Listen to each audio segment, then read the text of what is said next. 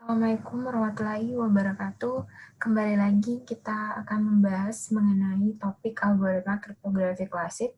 Yang sebelumnya kita sudah membahas beberapa algoritmanya, yaitu Caesar-Cipper dan Cipper transposisi. Kemudian di bagian ini Ibu akan mulai menjelaskan mengenai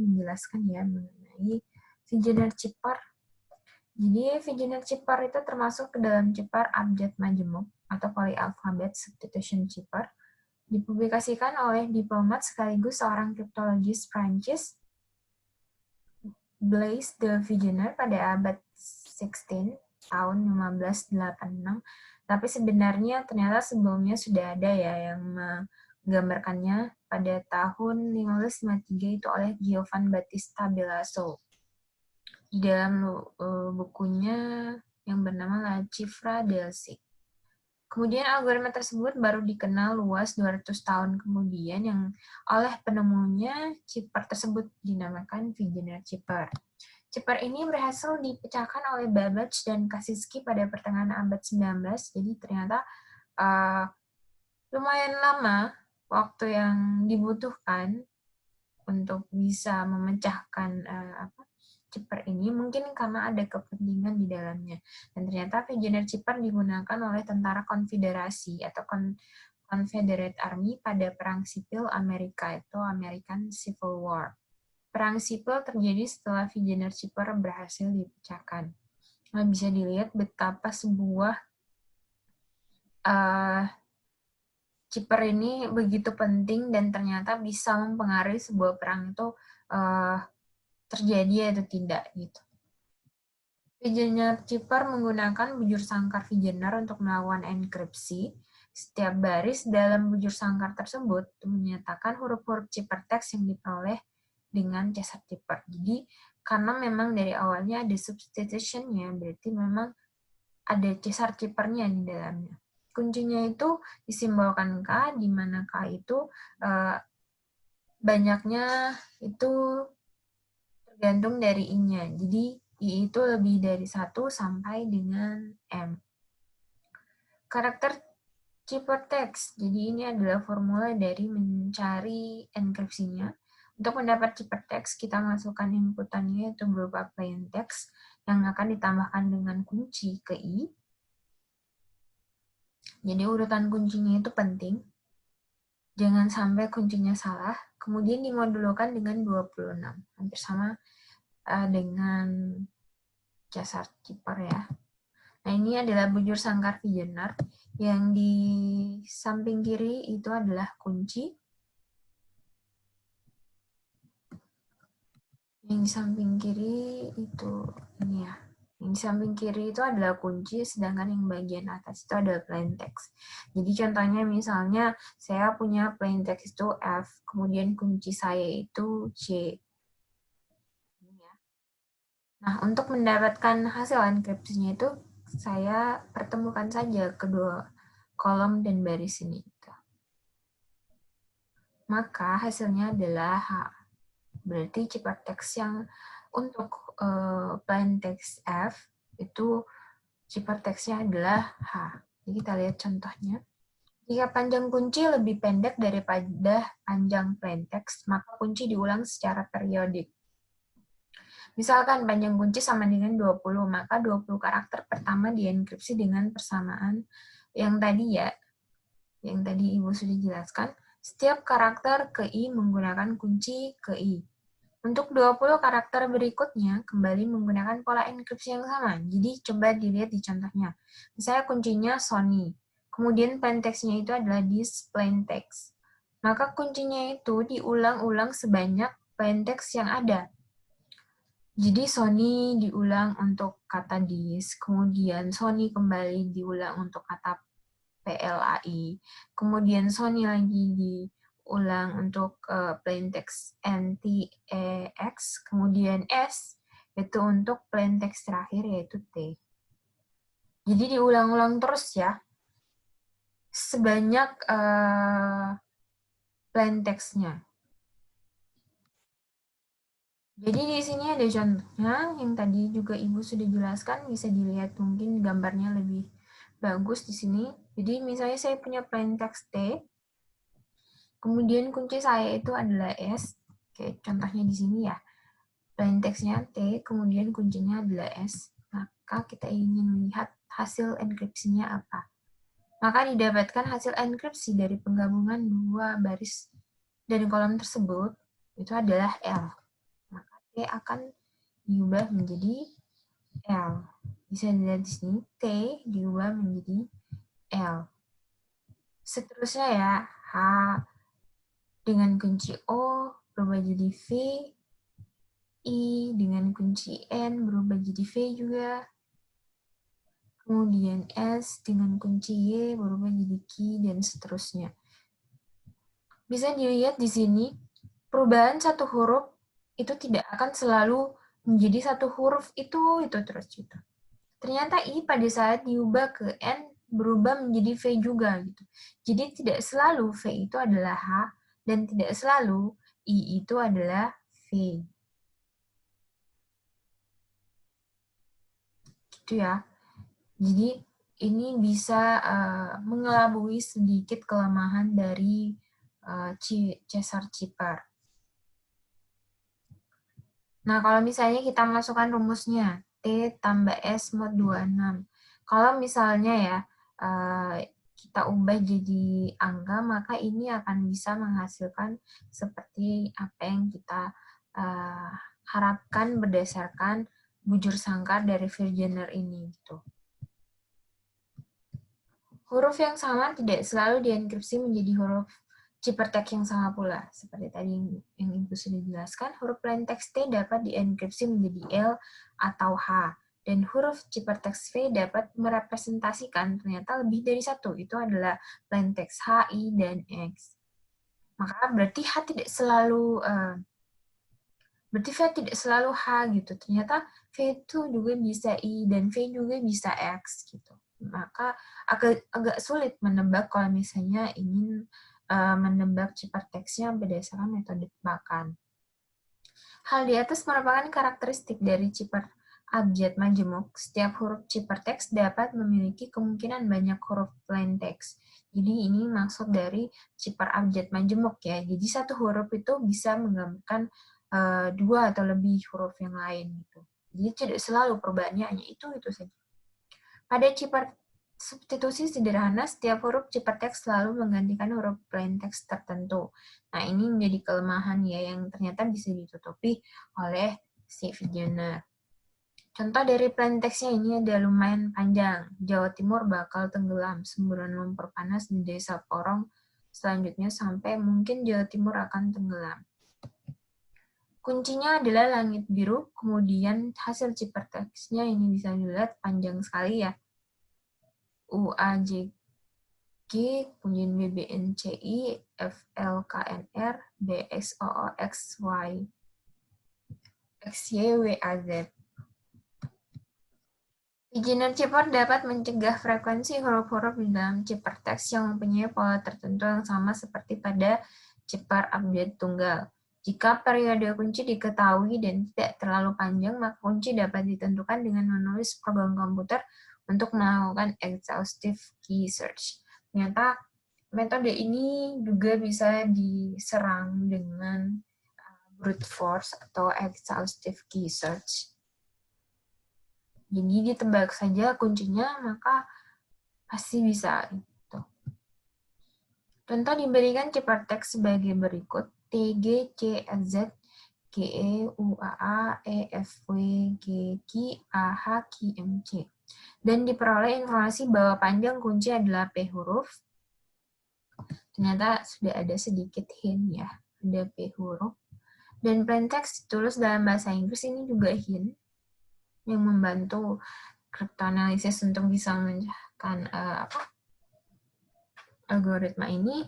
Maka running program dengan mencoba semua kemungkinan kunci yang panjang 3 huruf, lalu periksa apakah hasil dekripsi dengan kunci tersebut menyatakan kata yang berarti.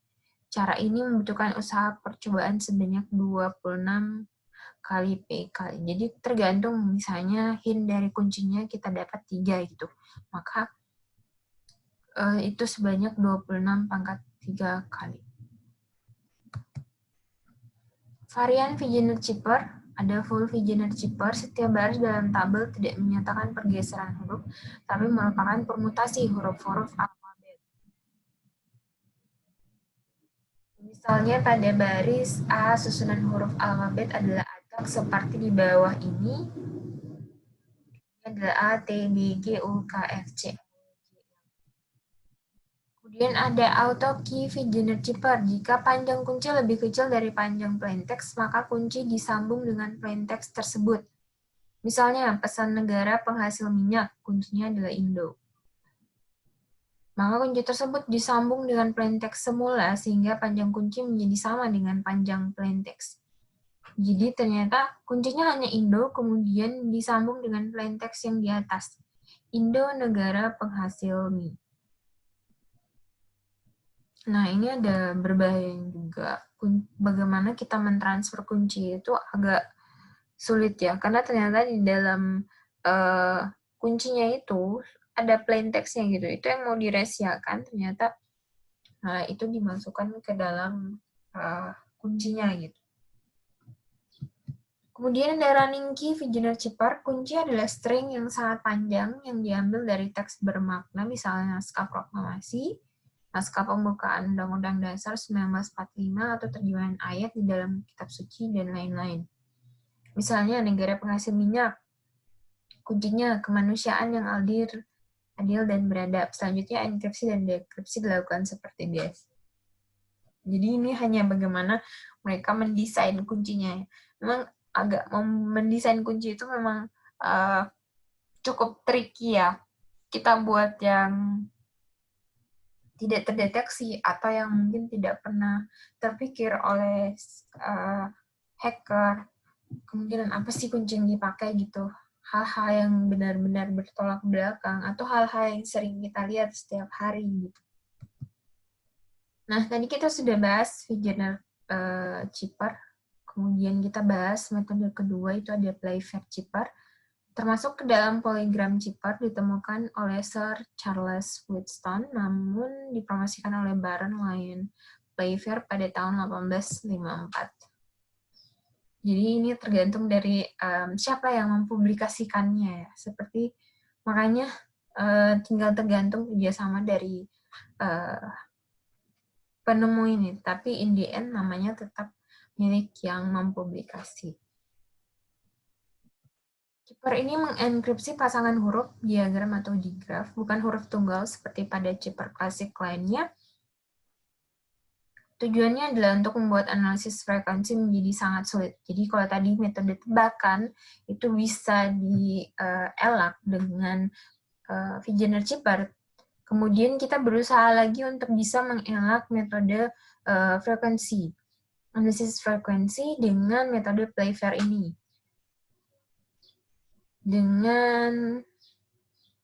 Karena sulit sebab frekuensi kemunculan huruf-huruf di dalam ciphertext menjadi datar. Kunci kriptografinya 25 buah huruf yang disusun di dalam bujur sangkar 5x5 dengan menghilangkan huruf J dari abjad. Jumlah kemungkinan kunci. Jadi bisa dilihat di sini. Ini adalah susunan dari Playfair. 5x5 bujur sangkar. Jumlah kemungkinan kuncinya adalah 25 faktorial. Susunan kunci di dalam bujur sangkar diperluas dengan menambahkan kolom ke-6 dari baris ke-6. Jadi tambahkan stand yang di atas ini ke bawah, kemudian tambahkan sek MV ke kanan. Jadi baris ke-6, baris ke-1, baris ke-6 sama dengan kolom ke-1. Pesan yang akan dienkripsi diatur terlebih dahulu sebagai berikut. Ganti huruf J bila ada dengan I. Jadi ganti huruf C bila ada dengan I. Tulis pesan dalam pasangan huruf bigram. Jadi pesan yang misalnya satu kata itu ada 5, atau satu kata ada 3. Ubah menjadi bigram. Jadi berpasangan 2-2 saja. Jangan sampai ada pasangan huruf yang sama. Jika ada, sisipkan Z di tengahnya. Jika jumlah huruf ganjil, tambahkan huruf Z di akhir. Jadi Z ini selalu menjadi tambahan. Contoh plain text, good, broom, sweep, clean. tidak ada huruf J, maka langsung tulis pesan dalam pasangan huruf. G, O, O, D, B, R, O, Z, O, M, Z, S, Z, S, W, E, Z, E, P, C, L, sama E, A, dan N, Z. Karena N sendirian, maka ditambah dengan Z di terakhirnya. Nah, di sini cara mengenkripsinya ada algoritmanya ya. Jika dua huruf terdapat pada baris kunci yang sama, maka tiap huruf diganti dengan huruf di kanannya. Kalau di baris yang sama ya. Jika dua huruf terdapat pada kolom kunci yang sama, kalau pada kolom kunci yang sama, maka tiap huruf diganti dengan huruf di bawahnya. Jika dua huruf tidak pada baris yang sama atau kolom yang sama, maka huruf pertama diganti dengan huruf pada perpotongan baris huruf pertama dengan kolom huruf kedua. Nanti akan digambarkan ya. Huruf kedua diganti dengan huruf pada titik sudut keempat dari persegi panjang yang dibentuk dari 3 huruf yang digunakan sampai sejauh ini. Nanti dilihat. Jadi contohnya, kunci yang sudah diperluas ditulis kembali sebagai berikut. Ya, ini kuncinya sudah diperluas menjadi 6x6. Kemudian kita sudah punya ciphertext tadi. Kemudian ternyata perubahannya adalah, kita lihat dulu yang pertama G dan O. G dan O ternyata berada di kolom dan baris yang berbeda. Maka kita melihat perpotongannya. Jadi O berpotongan dengan G di mana? Ternyata di P. Maka kita ke G dulu ya ternyata. G. Jadi G berpotongan dengan O di mana? G berpotongan dan O di F. Maka G berubah jadi F. Kemudian O berpotongan dengan G di mana? Nah, ini G, ini O. Kalau dilihat potongannya, maka perpotongannya dengan P. Maka O menjadi P. Sama juga dengan OD. Jadi di sini O, di sini D. Karena berada di baris dan kolom yang berbeda, kita lihat O dan D itu perpotongannya di mana. Itu. Kita cari dulu O. O ternyata berpotongan dengan D itu di U. Maka O diganti dengan U untuk ciphertextnya. Kemudian kita lihat D. D berpotongan dengan O di mana? D dengan O berpotongan di T. Maka D diganti dengan T. Itu dan seterusnya ya. Ini contohnya tadi ya. Untuk mencari OD, kenapa bisa sampai U diganti jadi U dan T. Jadi lihat sudut perpotongannya. Jadi O dan D itu kita buat menjadi sebuah persegi panjang.